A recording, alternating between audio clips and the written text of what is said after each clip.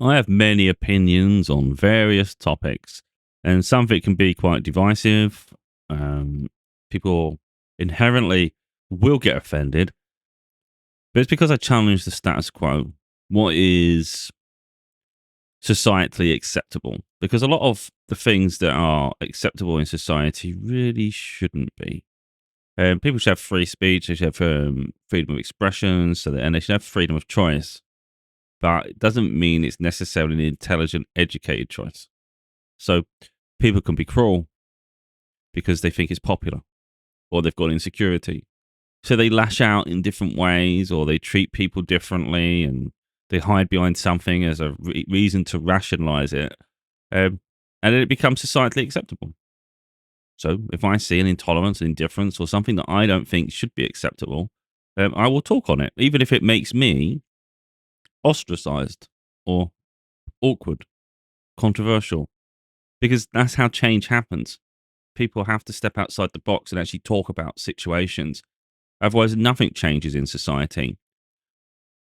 A lot of what I'm like, it can be quite contradictory. So people might get an opinion of me one way and then get offended or maybe even agree another way. So you might start thinking, wait, I'm confused. What's their opinion on this, opinion on that?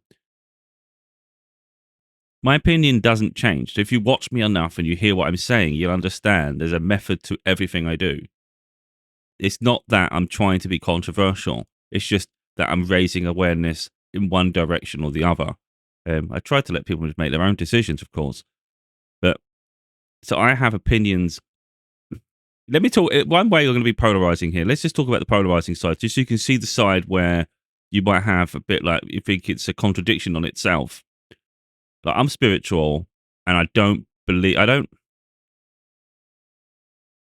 in religions, and I actually think religions eventually will become extinct because they're not really fit for purpose.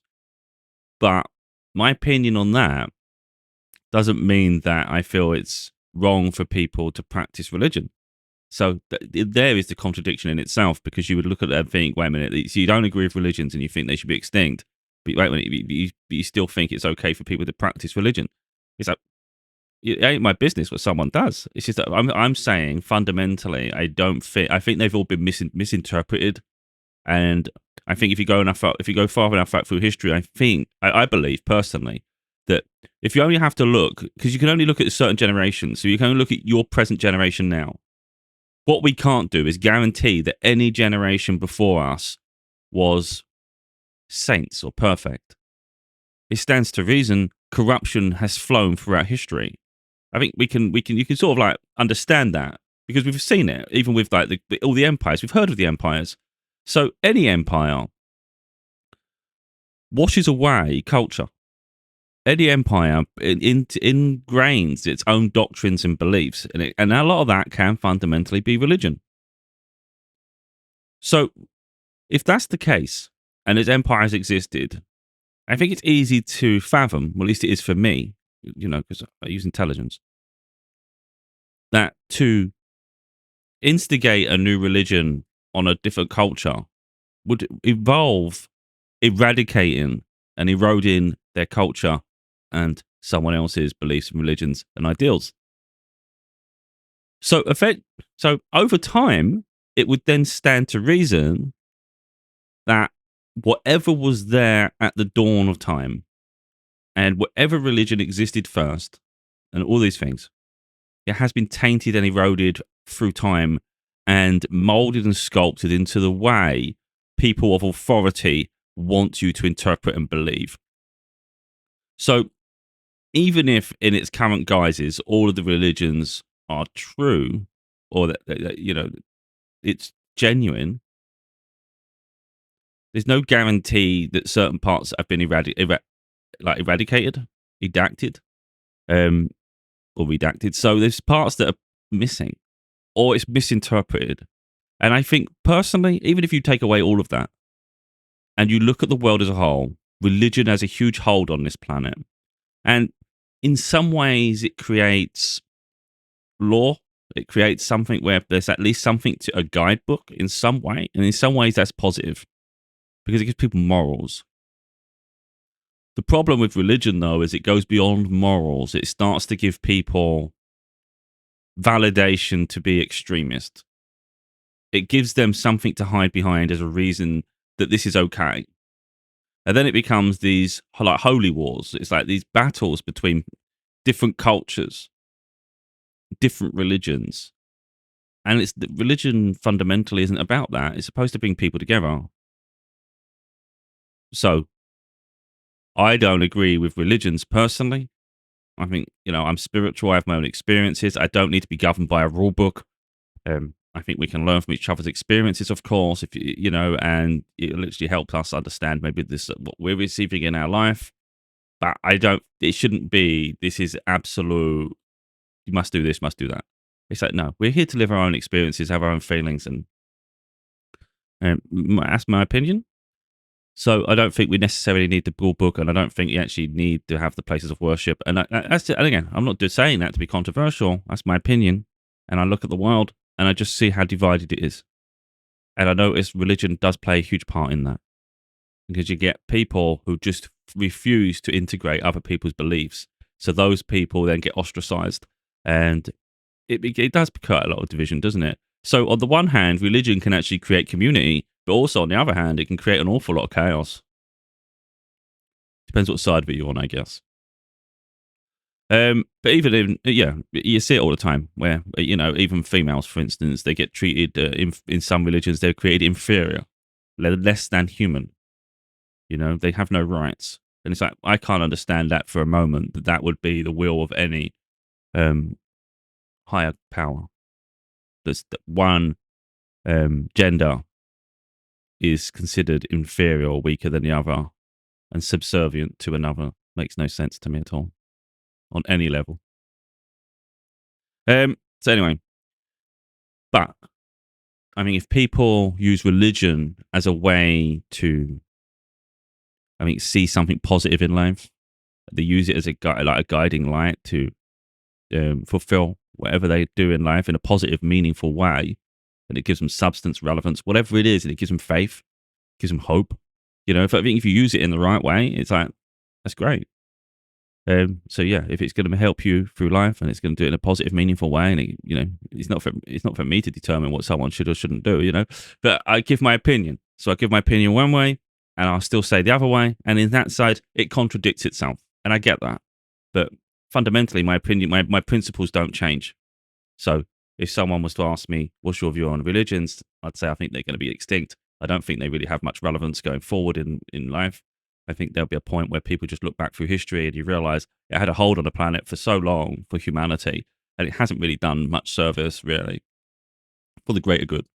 Maybe in pockets of people it has, and it gives them faith, and it's like it's been passed down through generations, so it's hard to let go of. But I think sometimes you just got to say, we need to start fresh. This isn't working. It's not fit for purpose. It doesn't have the same relevance it did in the past. And there's no likelihood it's been tainted through history, because you only have to look at the politicians today, the world leaders, and say, do I trust them? Would you put it past them to change the text and, manipulate? It's a little bit harder now because we've got digital history, but you didn't have digital history in the past. So anyway, I won't digress too far there. That was really just an intro, which is quite crazy. So a video come up today, and it was just about, and I just noticed the racism immediately. And it wasn't a lot of racism, thankfully. People were actually really accepting, and they saw the content for what it was and thought, that's nice. And there's always that one idiot, and you just look and think, God's sake. So it was an Indian guy or a Pakistani guy. I'm not trying to be culturally insensitive. It's just for me, like as a Western English person, I can't actually, I don't know what the word would be, but I don't know. I can't tell the difference. It's the same as if I saw a Chinese. I'm not trying to be rude. It's just that I can't tell the difference. I'm not that culturally aware, so it's not trying to be offensive to someone when I say that. It's just I don't know the difference personally. Now, if you're in those regions, I'd understand. You could tell the difference. So anyway, they're just talking to their partner, and because they talk fast, but I can talk fast. In my opinion, if you talk fast, it shows you have the capacity for higher intelligence. Because if you talk slow, it means it takes you longer to process. It's going to take you longer then for the words to flow from your mouth. So, of course, There's a slower process involved within that. So maybe your intelligence is, it could be dialects, of course, but it can actually be an intelligence. You've got slow intelligence. So if you can talk fast and you can understand fast, your intelligence is quite high. Like you're literally processing at a really high rate. So the guy was talking fast. And I understood every single word he was saying. I knew he was talking fast, of course. You're thinking, well, he's quick. But I picked up every word. I didn't miss a thing. So I didn't struggle with it. But some people do. But rather than just say, oh, that was a bit, because there's ways of communicating things. There's always this racism in society. And the reality is, with racism, for instance, if you just think about it, I've already covered that slightly within religion. It can come from insecurities. If you're not insecure of yourself, it's easy to try and belittle and attack something else.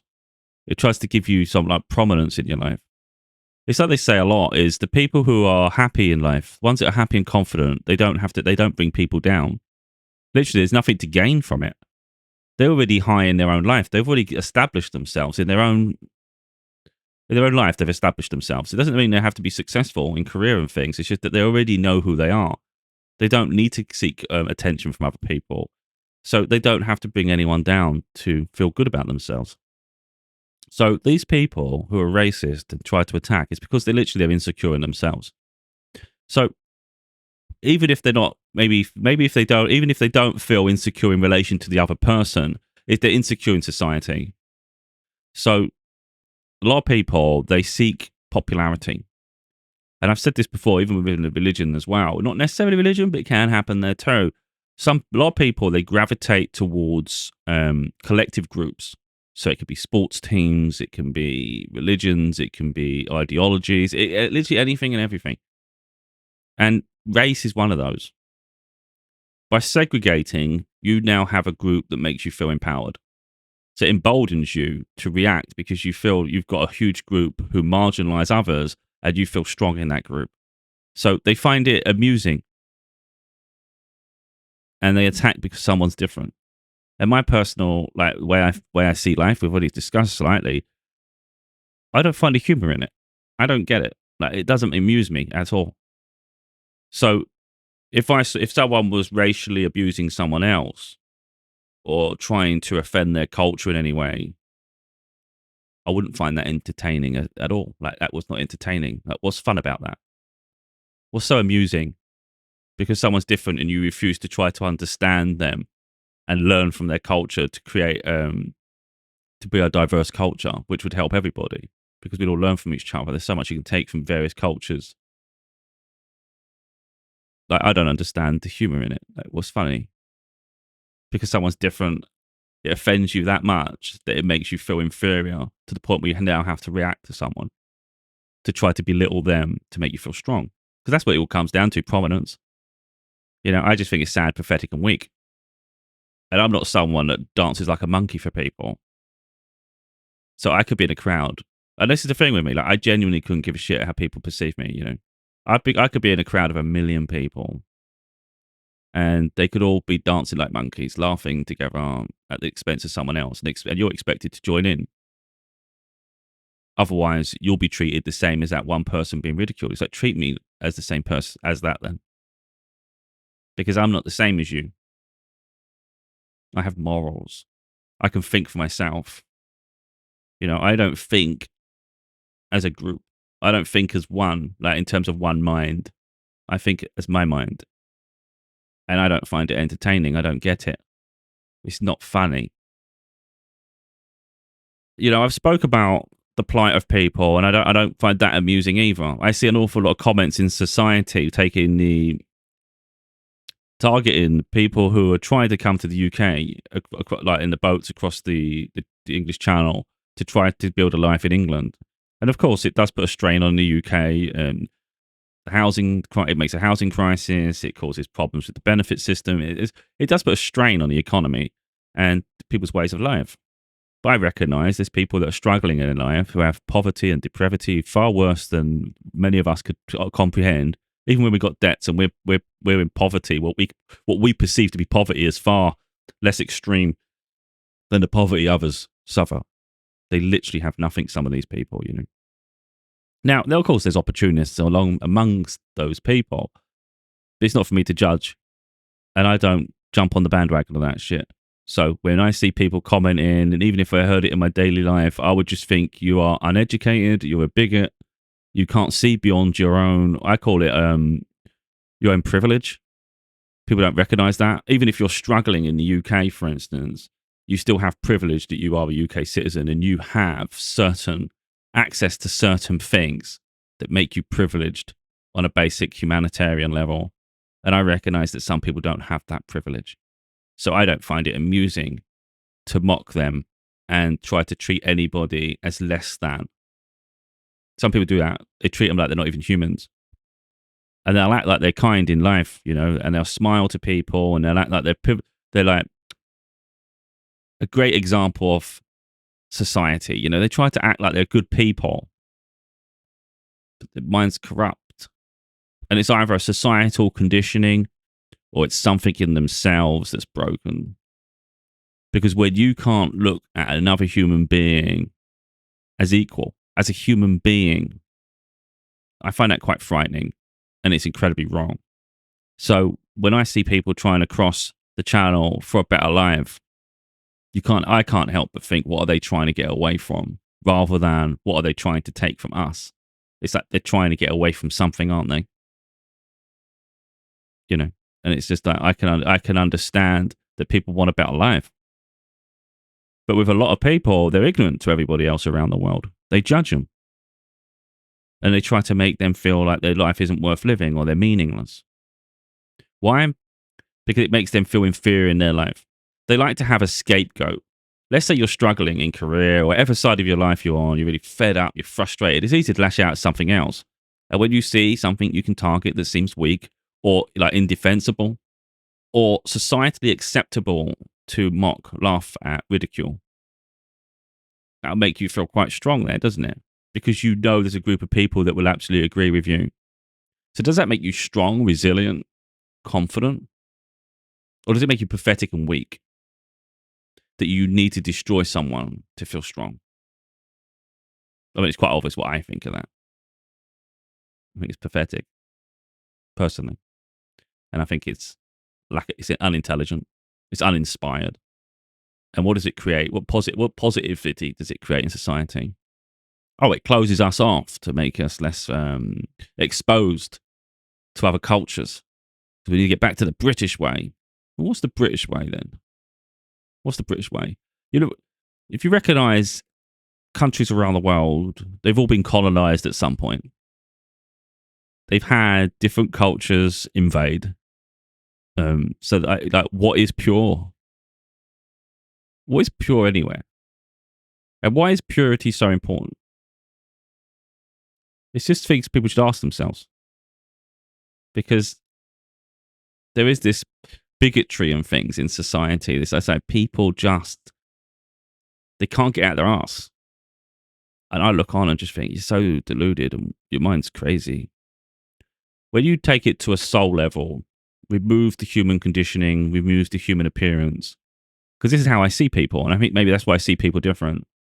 I see people on a soul level.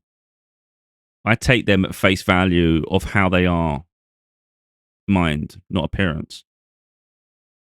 So it doesn't matter to me your color. It doesn't matter to me how your aesthetics. It doesn't matter where you come from. It's who are you at your core? Are you a kind, caring, nurturing, supportive person? Are you just arrogant, bigot, someone who's self-entitled? You literally couldn't care less about other people, but you act like people should care about you. So you're the epicenter of the world and no one else matters, and you'll run over anyone that gets in your way. Your race, your color, your religion, it makes no difference to me. I don't like you if you're like that. If you're kind, you're supportive, you know, you've got beautiful traits. You can sense nice in people. But you don't have to be a nice person, you know. As long as you've got your basic principles are intact, you've got your freaking faculties in the right place. It's like I can understand and relate to you. I can have a conversation with you. So for me, it doesn't come down to any of those things. I can communicate with someone who has fundamental different beliefs to me. That doesn't bother me at all. Like, we can have a difference of opinion on life. You know, I had an appointment a while ago, like a few years ago now, and it was an optician's, and the guy doing the treatment, like going for the test, he was a Sikh, and he was a great man.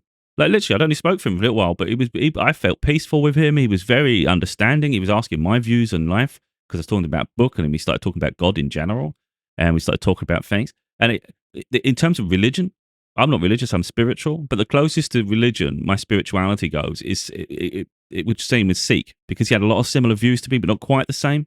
But he was very understanding. And one thing he said to me, which I thought was great, and I don't know all the religions inside and out because I'm not religious. Why would I learn the whole preachings of all of them when I don't think we need a guidebook? So there's that side of things. You could argue then you should learn them before you decide. Well, not really. I don't think we need them. I know this. So it's like I don't need to learn them all. But of course, I know some of them, most of them, basically. But his opinion, and I'm not sure if it's an opinion or religion, he said he believes that everybody was placed wherever they are, whether it's the different cultures, whether it's the different religions, because that's where they're going to learn what they need in this lifetime. So if you're a Christian, it's because you need to be a Christian in this life. And I thought that was great, because you wouldn't hear a Christian or someone talking like that about other religions. So I thought that was brilliant when he said that. I thought that is really nice, because you can tell there's no bias, and I love that. It's like someone that's actually just talking pure. There's no like coercion. You know, you're not trying to coerce me into thinking this and thinking that. You're literally just talking frankly and honestly. I could have had a conversation with that guy for days. So religion plays no part in, in terms of how you can perceive someone. You could have pockets of different people, different cultures, different beliefs, different political views, societal views. As long as you can respect each other, you're not trying to be confrontational for the point of being confrontational. You're trying to be fair with each other. You're listening, and you're literally learning from each other. Doesn't mean by the end you all change your views, but it's about being able to relate to people, and I think being able to coexist. That's really important. So one thing I do notice in society in general, and it's one thing I can't personally put up with: those who aren't as confident in their views shout. I hate the people who, when they're trying to get an opinion across, they start getting louder and louder and louder. They actually lose control of their emotions. And once I feel you've lost control of your emotions and you've got loud, it's like you've lost control of what you're actually trying to say. You've literally lost control of everything. So what makes us want to listen to you anymore? It's like sonar going off in my head, It's like it hurts my head. It's like, that's no good. If you can't talk in a coherent way that's measured and calm and controlled, then what you're saying is that it holds no weight and it has no meaning until you can calm yourself down. But a lot of people think by being loudest in the room makes them the most confident in the room. It actually makes you weak, because you've got to try and silence everybody else's voice to try to give your voice to make it more impactful. So to give you relevance, you have to try and silence everyone else. That's not confidence, is it? That's suppression. So if I see people in society shouting and trying to be confrontational like that, and it's like they think it's strong, I'm just thinking in my mind, I've already processed everything because I'm a quick thinker anyway. I'm like, this person's unhinged. They literally can't even. They'll go round in circles. They'll lose their train of thought, or they're bigots and they're just like very morally inept, and then they're culturally inept. Like they literally, they would have been. It's something I heard. If you see this, I wish I had footage. There was a Trump supporter, and he was asked by this reporter, because the person had this thing about the news, like don't trust the news or something, and they said they always they lie about everything. So the guy said, what is it they specifically lied about? And the guy goes, I don't know, I don't watch the news. Like, you know what I mean? So he was just like a trained monkey. He was literally just like, because he's put all his faith in one side, in this case Trump. He believes everything that Trump says, even if he doesn't do any research, has no understanding of the deeper sides of every side of these arguments. He just puts all his faith and belief in Trump. So everything he says must be gospel, because he's the one I support, like a sports team. And that's quite frightening, isn't it? So imagine that person, for instance, getting loud and defensive. You'd think, but you don't even know what you're talking about. So anyway, it's worth that. If you're going to take anything in society, watch people.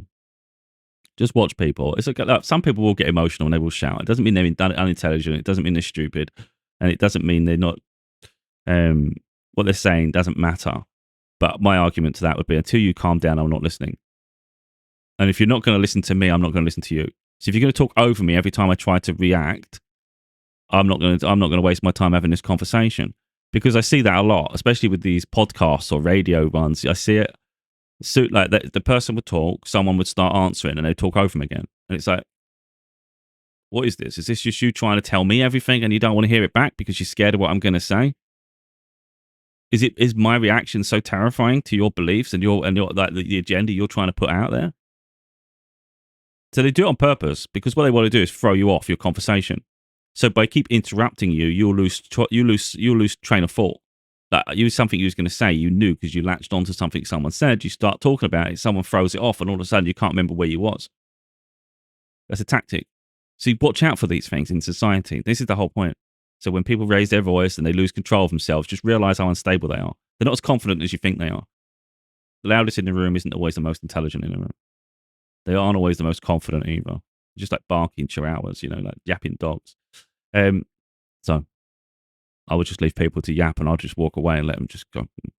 Because it doesn't take strength to go. It takes strength to walk away. It takes a confidence in yourself to say, I don't need to be a part of this. I've got better things to do. It's easy to be reactive to situations. If someone's shouting and you think, well, I'm going to put up that, I'm going to shout back. You're just both being emotional. It's about being measured and controlled and calm, So, as you see in my videos, I don't go shouting and ranting. Of course, I've got a microphone, but I've got no reason to. It's like I really couldn't care less. If someone wants to listen, they'll listen. If someone doesn't, they don't. If someone doesn't like my view on topics, it's like, that's fine. I'm not saying in my life, I'm right. Yeah. I'm not saying I'm right in everybody else's life. Like, just because I don't, like, for instance, adhere to religions and agree with the concept of them and the interpretations, it doesn't mean that others are going to agree with that. That's up to them, isn't it? How you live your life is fundamentally your choice, but you don't need to convince me to join your army. Do you see what I mean? Like, you can have your own beliefs in private. Like, are you confident? That's another thing to question. Are you confident enough in private to adhere to and live with your faith and beliefs, even if others don't adhere and agree with it? And are you okay with not influencing other people with that? And if you are, then great. Do it because that's what you feel called to do. But if you only feel called to do it because you have other people who believe in it too, and you need to convince others to join, then obviously you're not that comfortable with it. You're not that confident. You need people to reassure you. So I share my journey to be a bit of inspiration, be a guide to others who may experience similar. But I'm not telling people this is gospel, because I often say that my experience may differ from your experience. So I can't say 100% that what I do and how I live will that naturally replicate in someone else's life, because your experience will be different. I'm not going to go on a huge spiritual tangent here. I've done enough content on that. I'm not going to sort of like diversify my content to do that, because it start making it complicated, in the sense that I want this to be on point, because it's a very serious topic. Very serious topic. So I want to show the video just before we wrap up, really, to show what I was talking about. Because it's like, when I see the two people, for instance, I see people soul level. Again, I don't see culture. I don't see those things. I just see people. And they look nice enough to me. To me, they look kind. So let's see if I can get it up. And literally, so he's a doctor, and that's his wife, and they have humor together, which I picked up on, of course. And it's interesting. So let's just watch the video. And yet, someone here put, "Is this English?" Well, no shit, Sherlock. Of course, it's freaking English. I could understand every word they're saying. If you can't figure it out, then that's something to process, because the rest of us could. And a lot of people, they did understand, which was nice. I have a headache. Take some ibuprofen. I have a question for you. Mm-hmm. If a patient comes in and has a headache, what do you do? You need to find out the source of their pain first. You have to go by site onset character, how bad the pain is. Of course, if it was sudden onset, or if there's any pressure symptoms like coughing and pain increasing, or bending over pain increasing. If there's any visual auditory symptoms or any limb neurology associated with it. If there was any syncopal symptoms with it. Basically, you're trying to figure out if the pain is anything sinister or not before you start anything else. Where are my questions? You just told me to take ibuprofen without even asking me these questions. I know your history. You don't. Because you've never asked these questions. His little laugh made me really chuckle. But that's what I'm saying. Like, why can't people just see beyond the culture or any potential religion? You know, why can't people just see people who they are? They seem nice to me. They had a nice vibe together. What I'm going to do here now, because if some people genuinely couldn't understand what you're saying, well, I could absolutely. I'll decipher it for you. There's a couple of words there I just missed a little bit, but I don't think it was irrelevant. Sometimes words, slight subtleties don't matter. Mm-hmm. I have a headache. I have a headache. I think everybody's getting that. Take some ibuprofen. Take some ibuprofen. I have a question for you. Mm-hmm. I have a question for you. If a patient comes in and has a headache, If a patient comes in and has a headache, what do you do? what do you do? You need to find out the source of their pain You need to find out the source of their pain. first. So you have to go by sight, onset You have to go by sight, character, how bad the pain is. how bad the pain is, Of course, if it was sudden sudden onset, or if there's any pressure symptoms like pressure symptoms, coughing and pain coughing, increasing or bending over pain increasing, increasing. If there's any visual auditory symptoms or any visual auditory symptoms. limb neurology associated with it. I didn't understand that one. I think he said limb neurology, but that's because I'm not a doctor, so I don't know all the terminologies. If there was any syncopal symptoms with it. I don't understand that word. I don't know if he said syncopal symptoms. Basically, you're trying to figure out if the pain is anything sinister or not before Trying to figure out if pain is sinister or you not start anything else. before we start anything else. Where are my questions? You just told me to take ibuprofen You just told me to take without ibuprofen even asking me these questions. without asking the question. See, I shouldn't have to decipher this shit. It's obvious what he's saying. I know your history. You don't.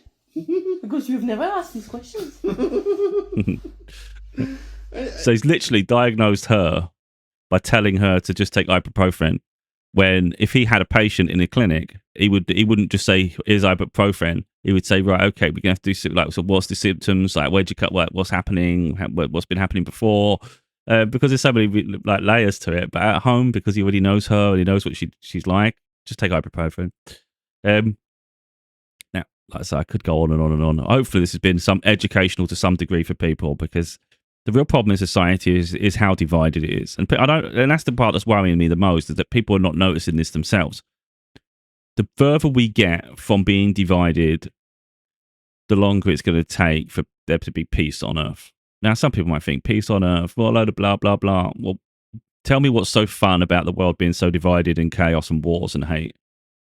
Because that's the alternative. The alternative to peace is division and hate, isn't it? So that then transcends into war, bigotry, all these riots and all sorts of situations in society where people get ostracized. Now, what's so fun about targeting people? I don't get it myself. What's the point of breeding chaos? So when you think about peace, I know some people will think, oh, peace. It's like, yeah, peace would be nice, wouldn't it? Wouldn't it be nice if the world could just integrate? You could travel the world and you'll be accepted and appreciated. Doesn't matter what your culture is. People will actually be more at the moment, because of the way people are, they represent countries and people. So if you go to a different country and you're chaotic, you're rowdy, you just absolutely cause a scene. The real problem is then other people from that country visit and it becomes stereotypes. Oh, the Brits are drunks, they're loud, they're rowdy, they'd have no respect for other cultures. That's what a lot of countries think. I'm not a typical Brit. I don't behave like that at all. But yet, I could understand, because of the way society is, in general, that if someone knew I was British in any of those places, they would naturally feel that I'm the same as them. Now, is that fair? Of course it's not. But can I blame them for thinking that? No, I can't. So it's about people respecting other people's culture. If people traveled to other lands and actually respected their culture and tried to integrate the best they can, it's like, that'd be beautiful, because then those cultures would be interested in you because you're not disrespecting them. And now they can learn from your culture. They can hear about your stories, what you've been through. Like, what is it like where you come from? You literally can have an intelligent adult conversation. And then it's like, it's respectful. And then people haven't got to worry about traveling in general. You don't have to worry about being targeted or being different. It's like it's actually widely acceptable. We actually learn from each other, and that's interesting. But some people consider it boring because they're just chaotic. But then these are the same people that require stimulants to try to make their life interesting because they can't cope in general with life in its basic fundamental form. And it's the same, tend to be the same similar sort of people who haven't found a way to cope with life, who target others and try to create so much division and chaos and anarchy just to give some sort of relevance to their life. Because in a stable society, in one where people come together and people have intelligence and they have confidence, they would be marginalized. They would be too different. They wouldn't be able to fit in because they refuse to.